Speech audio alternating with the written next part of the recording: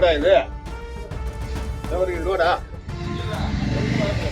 94 லட்ச ரூபான்றாங்க. பாருங்க போட்டுக்கிட்டு போயிட்டே இருக்காங்க.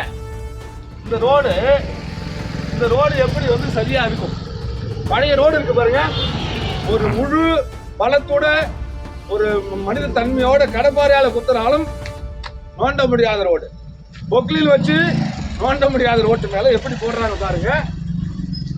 பாருங்க எடுக்கிறீங்களா சார்? இது எப்படி சார்? என்ன சார் புரியல சார்.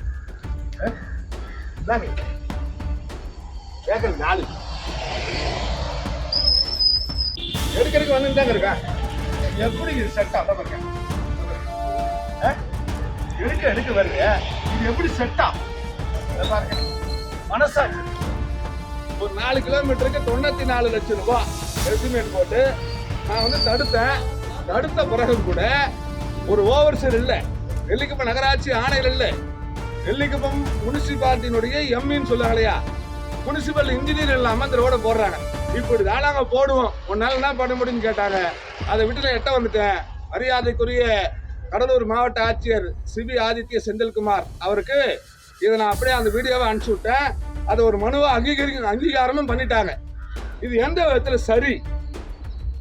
ஒரு மக்கள் பிரச்சனை கேட்கிறேன்.